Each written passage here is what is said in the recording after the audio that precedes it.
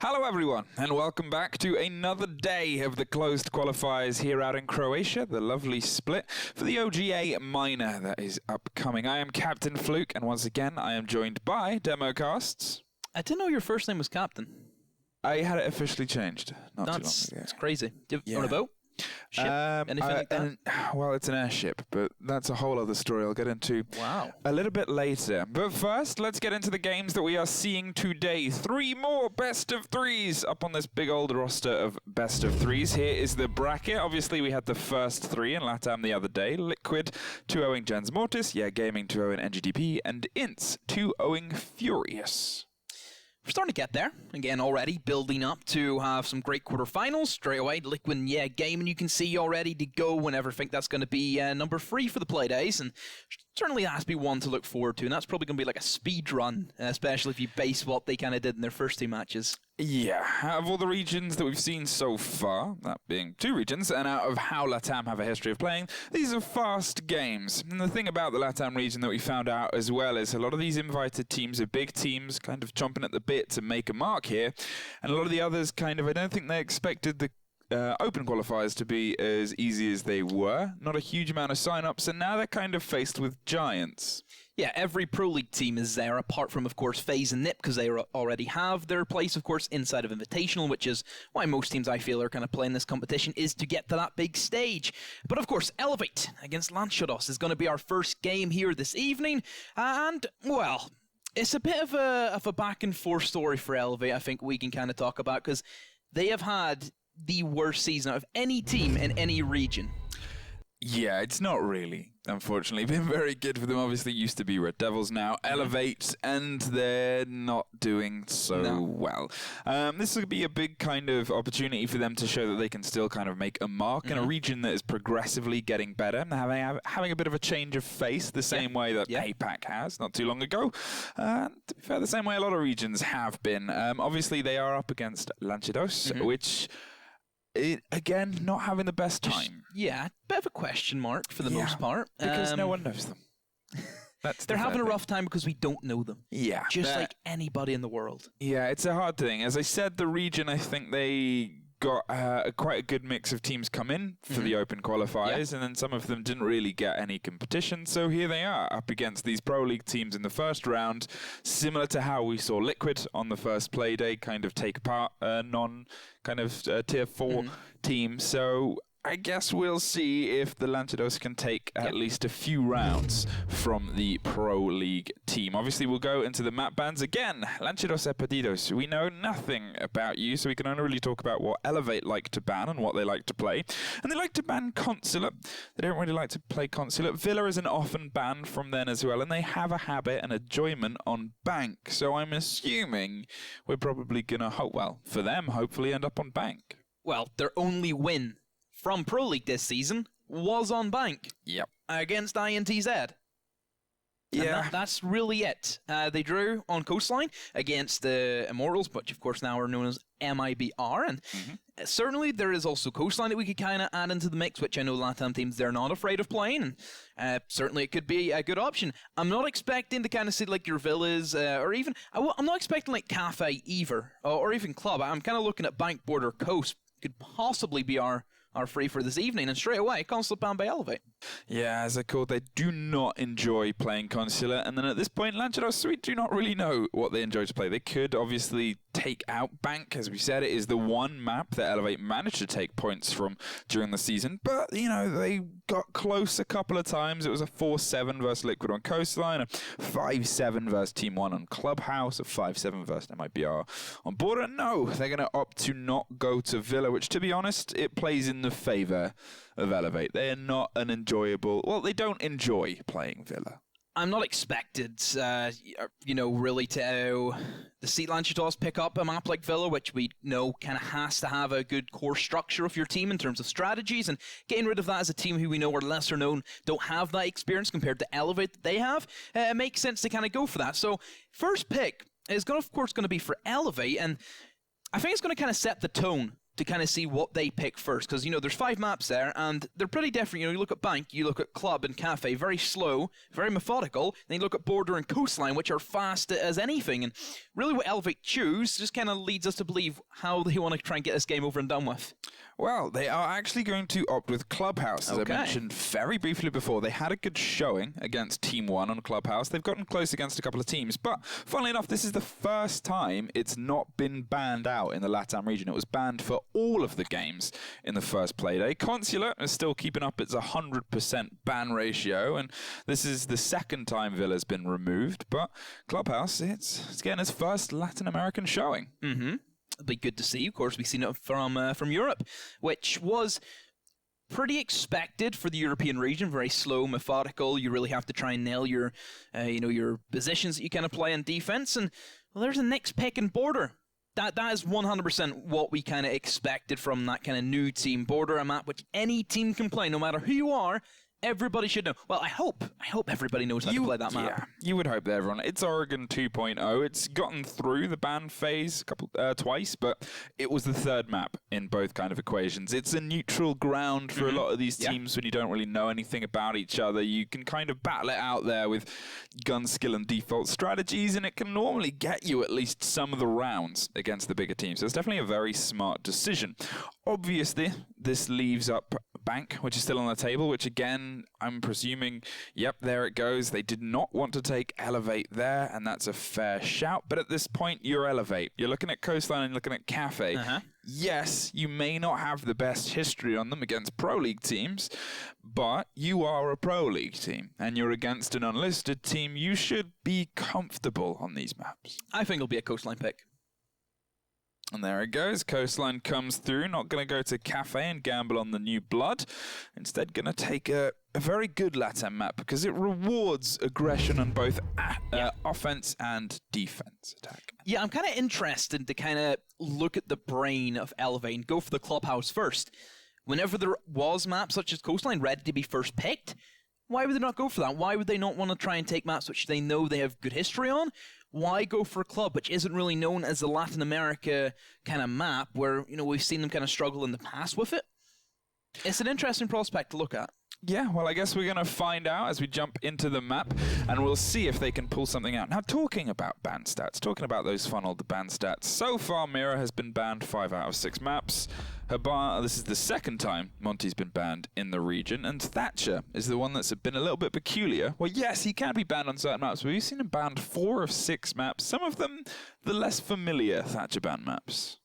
Yeah, Thatcher ban's been a real head-scratcher. A lot of teams have been banning that recently, and yes, maybe it's because of the influx of Kaid being known to really cause a lot of issues, and if there is different Habana bans coming in, then yes, Kaid can be a bit of an issue. But for the most part, don't really think it has that much impact compared to other massive operators that you could ban, like a Jackal, for example. And, you know, even what Lanceos has done, which is being a Monty ban, and we know how kind of pesky those shields can be whenever operators such as Echo and Mira kind of get out of the equation. It gives Monty a little bit more breathing room, and heck, sometimes we've even seen Legion bans, but they're more of the right kind of strategy. Well, there is the standard hard destruction taken out of Clubhouse. Obviously not going to go with the double here. Habana is still on the board, so that kind of gives them that freedom around those hatches alongside the actual destructivity that this map can bring. It's one that rewards double hard destruct because there's so many different places and players and plays to throw those two things together. Valkyrie, which is, as we all know, an eponymous kind of operator in this region, can be utilized so aggressively and effectively in and amongst their, well, aggressive and effective playstyle with the kind of roaming information in the MPX, which for them is an almost genre-defining gun. What Ness can do with that still gives a lot of team nightmares. But CCTV and Cash as we get into the first round. There is Ella on the board, and expect to see, as I said, a lot of kind of, I mean, you know, Thatcher and Thermite are standard picks.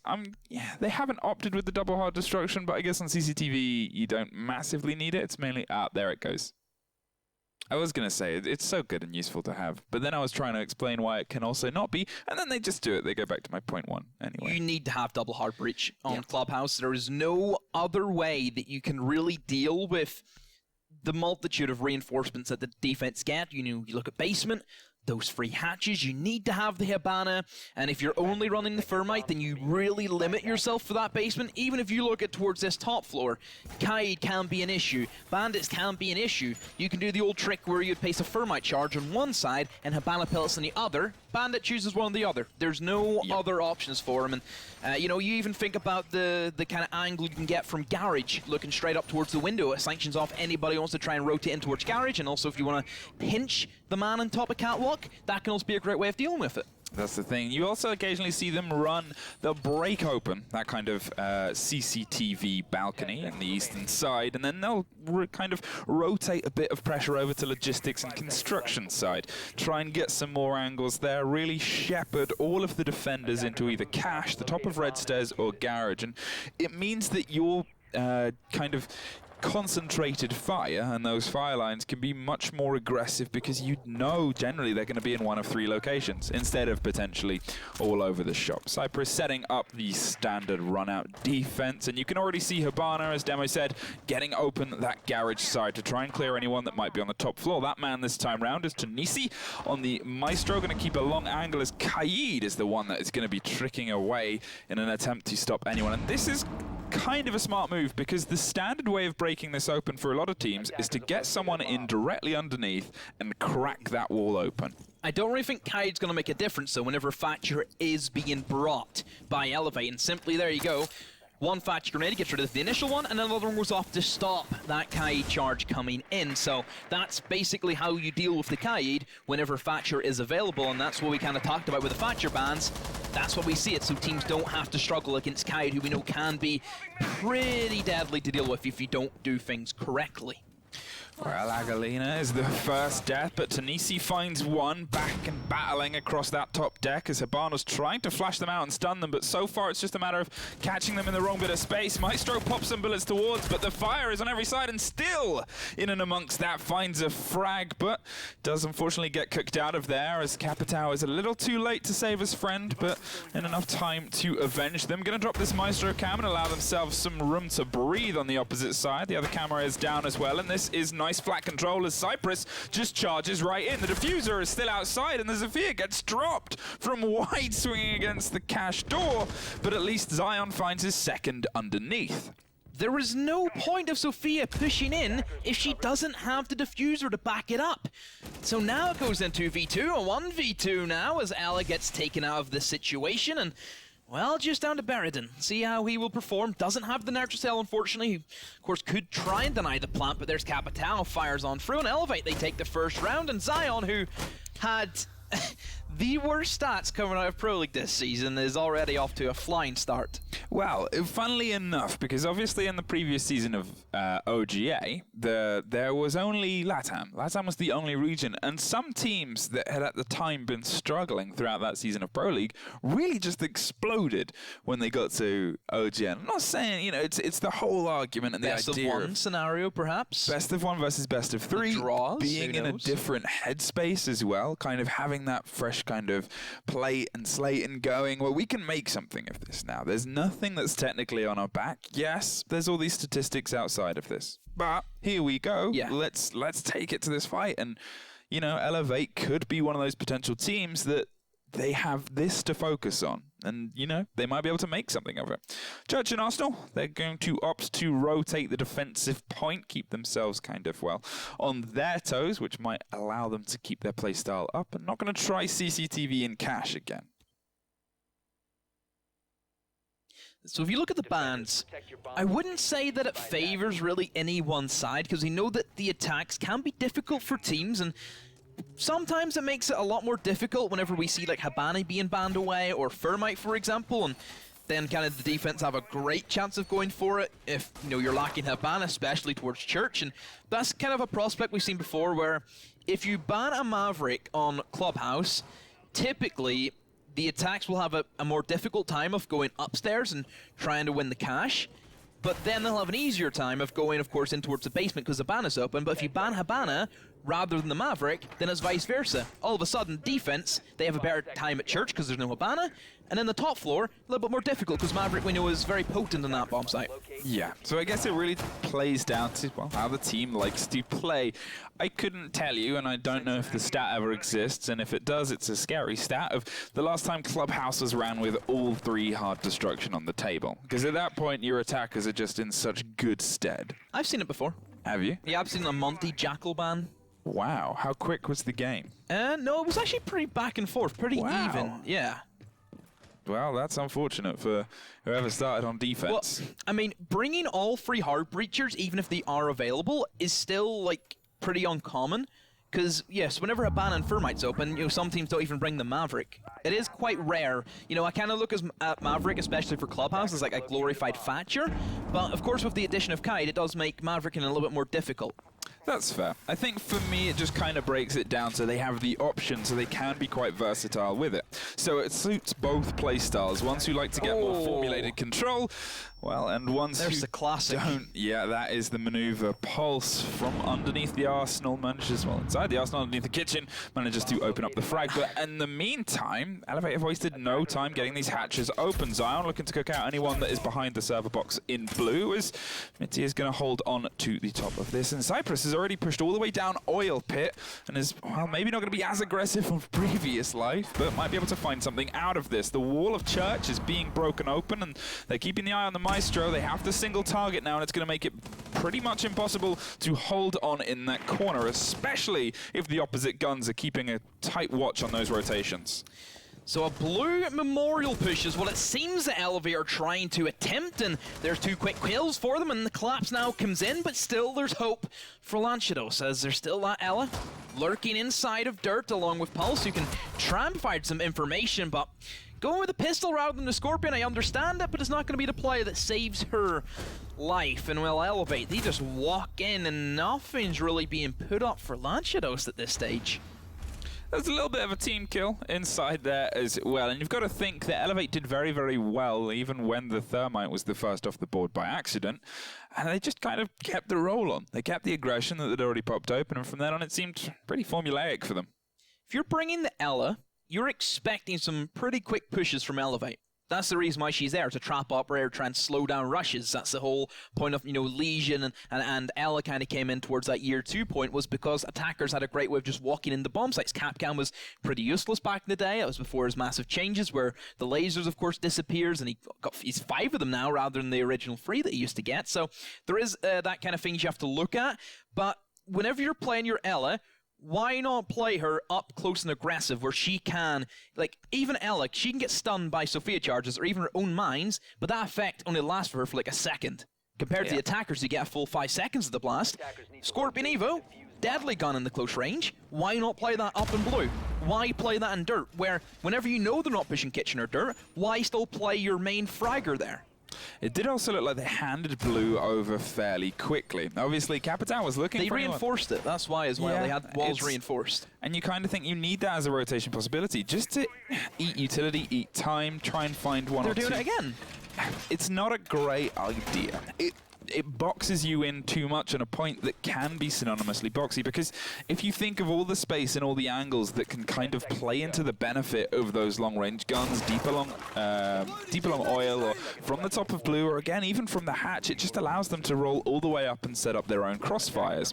Mozzie, I like the addition of, as I said, it brings you a little bit more of that aggressive information game. Alongside the Pulse and the Maestro, they're really doubling down. Curious to see where Agalina goes on the Vigil, and if they do something more aggressive on the top floor. It does look like there's someone up there, but it is also being droned, so Vigil might find the space that they have to play in closing quicker than they expect it to. You can see yet again that traditional fast movement straight in on logistics and pre-fires to find Mitty, but there is the pickup in the trade. However, entry fragging with your Thatcher, whether they expect it to or not, that potentially leaves a lot of walls a little bit tough. However, I've just noticed no Kaid for the first time. Yeah, Lanchdos. They have kind of gone away from the approach of anchoring in towards the church. They've realized that, hey, whenever Habana and Thermite is available, of course the attackers have a great thing going for them in the options that you can breach open. So instead, the roam game will be their option. And hey, at the moment, it's working already. 2 kills from the roam game. They've wasted utility, and they've wasted time. And another one as well for Zlab, but then quickly gets refrag. But the damage has been done. Elevate now at 2 versus 3, and there's still Maestros and Legions and even a C4 from the Pulse to get through. Now, I can't quite remember what team it was that we cast recently that had 3 roamers on the top floor of Clubhouse on this. It was G2, actually. It was G2, and they responded with this aggression that really took the defenders by surprise, and it seems to be working in the favor of Lanchdos so far. But again, there's a minute 30 and 2 hard destructions left. They're trying to creep this diffuser closer and closer to the point, and they are on the opposite side to allow at least some distraction and pincering. But from this point onwards, they've got to try and find those bodies inside as well. If you think that Legion's still on the board, Pulse can be feeding that information. The big guns of Maestro are still rattling, and there's from behind, holding on the corner of Armory, and now Thermite's in a bit of a firefight here, but has a double and a Legion mine in his foot. But with a minute on the clock and the diffuser, he's being continually watched and pinged by the Maestro cam. They know where he is and know when he's going to peak. Just tries to swing around anyway, and this is a terrifying gun to pick on any firefight. Maestro, what are you doing? All the information in the world, and you swing the wrong way. They speak Portuguese in Brazil, yeah? Yes. Why was those communications then all of a sudden French, it seemed to be, for Lanchdos? What do you mean they were French? There was a constant Maestro camera on the Thermite, and he's still pre-firing blue whenever they can see he's about to peak the rotation hole. Yeah. That is a bit of, that's a head scratcher, really. You are wondering what was being blasted down the comms there, because at that point, Thermite looked at the Maestro cam and went, uh-oh, there's no way for me to take care of this. I'm just going to have to swing and peek it and hope I can win it on aim sense. Maestro, at that point, should win that. Has the Alder, has the ability to keep that at range, and yet doesn't. So sure, we'll give Thermite the great heads up of getting those opening 2 kills, but he should never have gotten that Maestro. Maestro at that stage, if you have that constant information being gathered by the camera, you fall back in the moto, you know he's nowhere near you, you know you have about 30 seconds left, you know Thermite has to plant, more importantly, and you play the clock from there. Yeah. Especially with Maestro as well, because he could have also moved the camera. Okay, that's enough. Yeah, he could have gotten the camera. Yeah, because that moto and just started zapping away. And honestly, Thermite, if he took a full blast of Maestro cameras before it started getting overheated, that could have been a dead Thermite as well. Because where we first saw Maestro was still by the church wall as well. He was still on the opposite side. He had hard reinforcements. He could have gotten cover, and if he'd swapped to his Maestro cam, he would have been able to swing it around and keep it mobile and keep it active, and there's a lot of that. But let's move on. 3-0. We're heading back to CCTV. This was obviously the first round we saw, and weirdly it was the closest. Looks like Lanchdos are leaning back and heavier into this roam game as Agalina just runs out and pre-fires, unfortunately thin air, but is going to vigil out of there. The crossfires are already in, and great idea to rotate there. That's where you bring those impacts for those emergency situations. They've also got Kavera on the board as well, who's going to be causing some issues. And Zla is back on the Mozzie, who we saw pick up a double previously on the roam. Is that shotgun Kavera? Yes, it is. Spaz 15. Pretty beefy gun whenever it kind of first came out, but that was the era whenever shotguns were the most ridiculous thing that you could ever hold, and since then it's kind of fallen off a bit. You really need to get up close and personal, and particularly whenever Caviera plays that kind of roamer, jump outs are always going to be a thing, so you kind of prefer the SMG to take those long range engagements. In a map like Clubhouse, where we've seen like strip runouts before and different bedroom ones, you always kind of want to have the SMG. Oh, but she's just did the loop-de-loop on the drone, and now she's in and could be ready here to get an interrogation. Yes, she will. Caviera, interrogation. Well, they are a treat for anyone, and well, unfortunately not for the victims. The first interrogation of the OGA pit, hopefully not the last, and you can see she suffered half health for it, and the Jackal's been taken, but Elevate otherwise haven't suffered. They've been able to still find bodies in and amongst, and there goes another roamer, and it's the triple kill at this point. Just charges in and somehow gets the quad. Unbelievable, and the ace. Oh my god! Levi, you machine, was furious that his teammate was interrogated. He's making a frag movie by himself. That is the second ace and the first interrogation in the same round. That round was finished by like a minute. Again, what is this with Brazil? It is absolutely absurd. I'm just a poor EU boy. I'm used to, like, vitality. I'm not used to this, Fluke. This is bonkers. Well, Church, we head to next. And we find our way down This is too much. Church, Elevate 4-0, and even in the face of being completely revealed by an interrogation and the shame... That Thermite was 5-speed for a portion there. Thermite was powered by the fuel of, how dare you interrogate my players. Who was it? Was it a Thatcher that got interrogated as well? I think, was it the Jackal? Oh, it might have been the Jackal. If it was the Thatcher, then that's a whole like story there. Yeah, the irony of the Jackal getting kind of hunted by the irony is there. But then again, Caviar counters Jackal to begin with, so it's one of those counters where it's like, yes, it's a counter, sure, but you've got to be real tricksy about it to use the silent step. Probably like that's you need to be able to kind of maneuver around and use the because it kind of works as you have to be in your silent step as the ping's about to go off. So you kind of have to time it, don't you? It's like a vigil, like whenever you have to try and dodge a drone with a vigil. It's kind of like what I've seen from some of the new game mode, the Doctor's Curse. I'm kind of sad we haven't seen any of the skins from that yet. Maybe over the next couple of days we'll hopefully start to see. Wow, another skin debate. Love those. Yeah, but they seem nice and vibrant, and they're at least not camouflage. At least don't blend in the background with a lot of things. Setting themselves up back onto Church. Obviously, they're going to keep the point rotation going still, but going to only keep it bouncing between the pair. Seems like they've stepped off the aggression. Well, apart from that Mozzie, who suffered a fate very quickly. Zion opens up the frag against a Mozzie who had a very good opening round, but there is the refrag. Great trade there from the Legion, who was playing aggressively on the central stairs and is actually just going to pull himself back down. Good response to be able to find one in and amongst it. And again, this is a lot of, I guess, Elevate aren't expecting to find Lanchidos as quickly as they are. Jackal footsteps work as a color code. Whenever they're red, it means that he's right beside you. If they're blue, it means he was there 2 minutes ago. Those are red hot footsteps, and he didn't go for the scanner. Wasn't even aware that somebody could be around that. That's sloppy Jackal work. Has anyone explained to him that he can use the ability? Yeah, exactly. You see red hot footsteps, you scan that straight away. Yeah, it makes no sense. It's a style of Jackal play I don't recommend to replicate. But there is the drop down on Legion, finds the trade and the refrag hits, well, the cap cannon and amongst the damage, but is now just aggressively knocking onto the door of Church. And no, Capcan finds the head over the top. Agalina drops hell and is just going to hold on to Memorial door now. They're still putting on some pressure from blue, and you can see the body running above inside kitchen as well. It looks like they want to double down against this Memorial drop down, as they're actually, they're going to double down against all drop downs, clear the way against this doorway, trying to hit any stuns or Capcan traps that might still be there, and here comes the more steady push. Obviously, Thermite is still on the board, can try and crack open Church Wall, and is, as Cypress is going to cover the rotation and might be able to, well, yeah, drop the Maestro camp.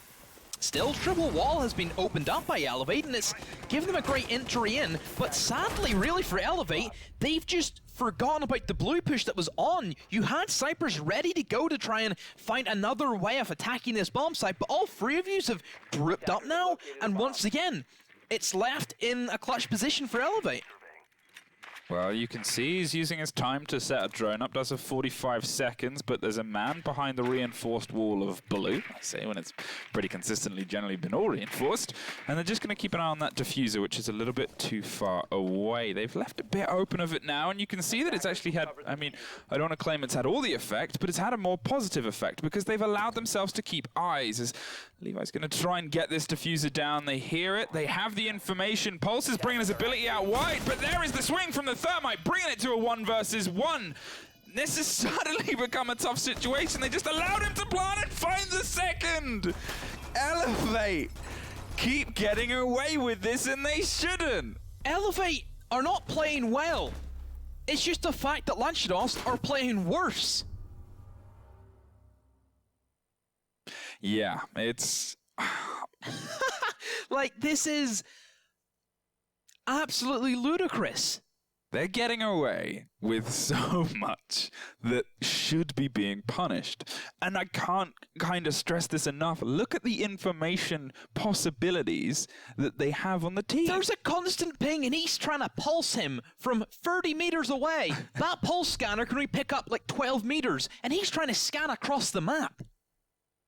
5-0. You know, like, 5-0 we sit on. We look like... This is attack on Clubhouse. We look like we're funneling towards our first 7-0, if this keeps up. Elevate are doing okay. Lanchados... This is the professional football team going against the under-12s. Lanchados are That's what it's like. Lanchados are doing less okay. We go to the final defensive round for Lanchados. They're back on Church. It seems like, and I'm going to give them some compliment here, they're changing things up as it goes. They didn't do a full reinforce onto blue. They kept a little bit open to be able to have some rotation and possibilities and have some sightlines, which they didn't use, but the possibility is there. They're also trying to bring this kind of more active game, and they're able to repeatedly find a Jackal that is struggling to understand the headgear he's been given before deployment. But otherwise, Elevate have consistently at least found their way to point pretty quickly. Last round for Lanchados, and can they finally do something? Anything? Just a round.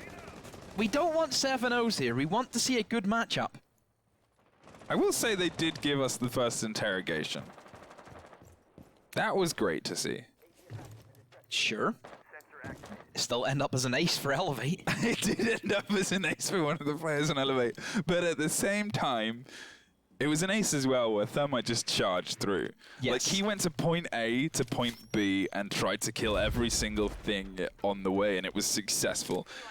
That's the first Jackal scan we've seen. Oh, finally! He knows how to use it. Great. First Jackal scan we've seen come in. Jackal is refusing to throw himself into the hailfire of Lanchados, and again, at least they're kind of learning to get a bit more control. They know that Lanchados has been developing a roam game, and Cyprus does not care. There is the trade. There is Jackal off the board first. Hell finds another upstairs, but look at Sapphire in the meantime, taking complete control of blue, as the rest are all just underneath. It looks like they've reinforced a lot as they're going to pre-fire some walls and kind of put the threat into God around that church area that they are there, but here comes the hatch, and Agalina is going to get aggressive underneath with the SMG rather than hold a corner with the shotgun. Suffers bullets from the side, is still worried about the top, and no! Suffers a fate and drops as Levi pushes towards the point. As inside Church now, they have pretty much all of site control, and Jaeger, how do you not see what's going on? Hell finds another double kill. It's just the Pulse in a corner where everyone is everywhere and the diffuser is being planted. Honestly, at this stage, I don't even think Lanchados are like in a team speak together, and somehow he's just pulled this into a 1v1 and he's sticking a defuse.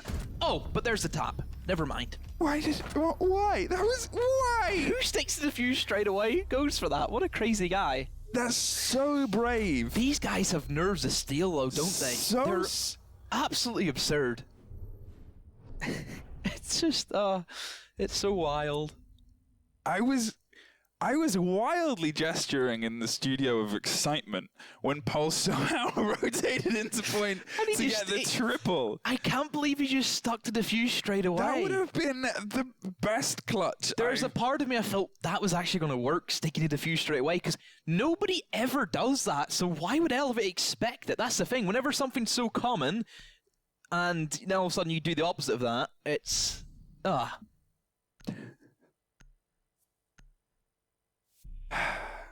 CCTV and cash we go. CCTV and cash we go to.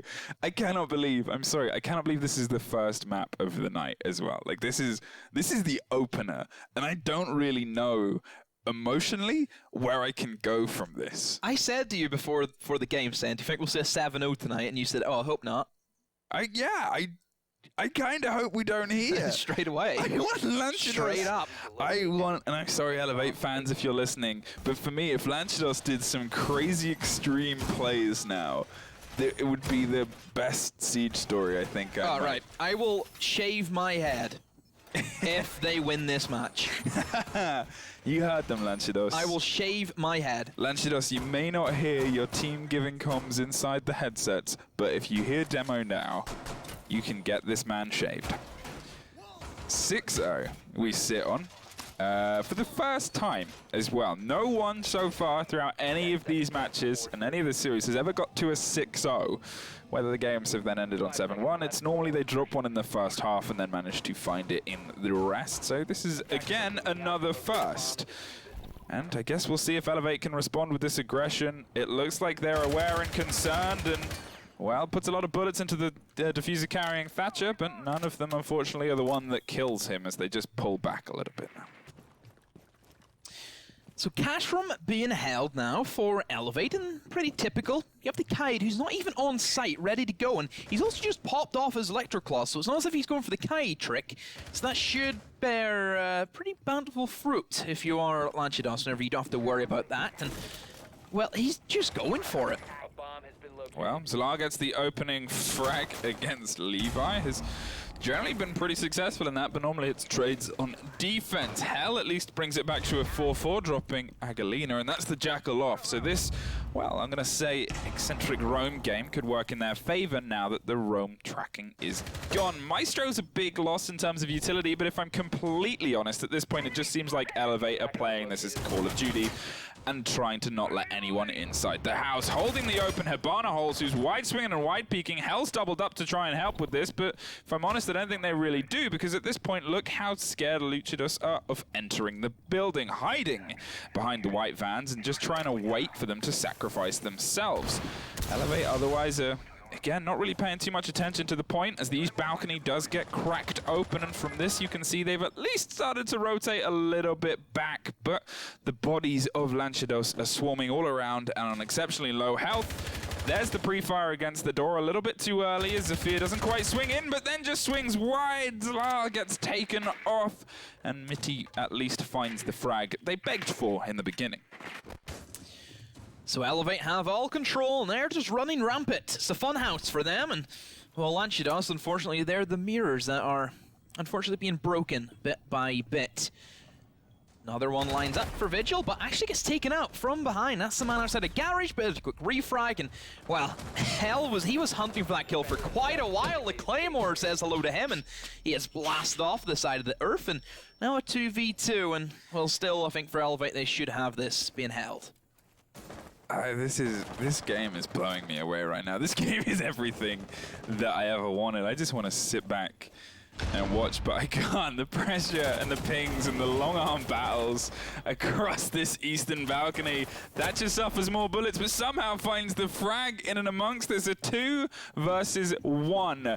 It is a sliver of health apiece on Lanchados, 15 seconds to get inside. Mozzie still has Nitro Cell in pocket. The pre-fires and the pings come out. Just doesn't have to peek this. Doesn't really have to take the point. Just has to throw this C4. That should be... No, he's going to stick the plant in and amongst it. Can't find him. You know where he is. There he is. And that is the 7-0 in favor of Elevate. Cypress nearly missed him as well, and that could have been a little bit sketchy there if he lost that one, but Elevate 7-0 decimation of Landschafthaus, and there's not really much we can say apart from, well, Elevate, well played to you, and I think this is just a sign of what's to come in Chapter 2, which is going to come up right after this break.